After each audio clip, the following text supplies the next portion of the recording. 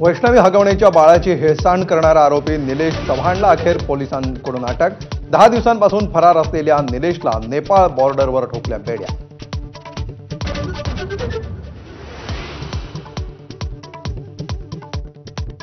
हगवणे बंधूंचा मामा जालिंदर सुपेकरचा खोटारडेपणा उघड। हगवणेंना दिलेल्या शस्त्र परवान्याच्या मंजुरीवर जालिंदर सुपेकरचीच सही, पण कोथरूड आणि वारजे पोलीस जबाबदार असल्याचा सुपेकरांचा दावा।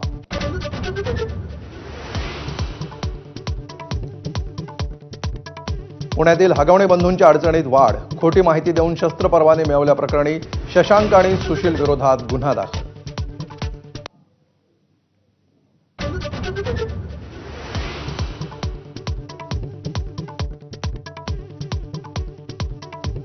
ठाण्यातला हेर रवींद्र वर्मानं पाकिस्तानी एजंटांना दिली होती तब्बल 14 युद्धनौका आणि पाणबुड्यांची माहिती।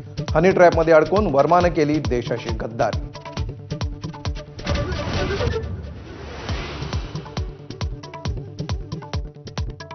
गोकुळ दूध संघाच्या अध्यक्षपदी हसन मुश्रीफांचे चिरंजीव नावीद यांची निवड।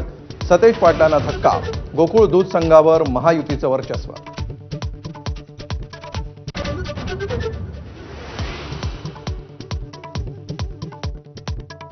सरकारी महिला नोकरदारांनी लाटला लाडक्या बहिणींचा लाभ। 2652 महिला नोकरदारांनी घेतले 9 महिन्यांचे हप्ते। अपात्र असूनही लाटले लाडकी बहीण योजनेचे 3,58,00,000 रुपये।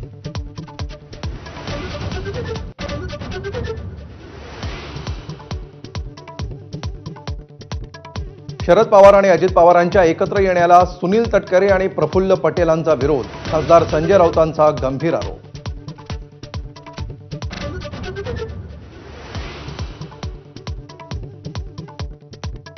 कोल्हापुरात 40 वर्षांच्या महिलेला साखळ दंडानं बांधून ठेवल्याचा धक्कादायक प्रकार उघड। कोल्हापूर पोलिसांनी केली महिलेची सुटका।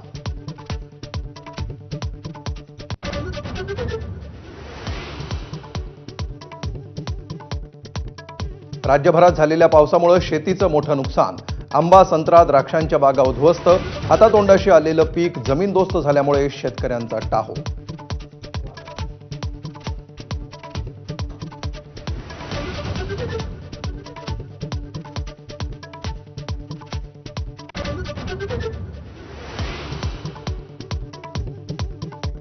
नमस्कार, मी अमोल जोशी। महाराष्ट्र लाईव्ह मध्ये तुम्हा सगळ्यांचं स्वागत। पहिली महत्त्वाची बातमी, वैष्णवी हगवणेच्या मृत्यूनंतर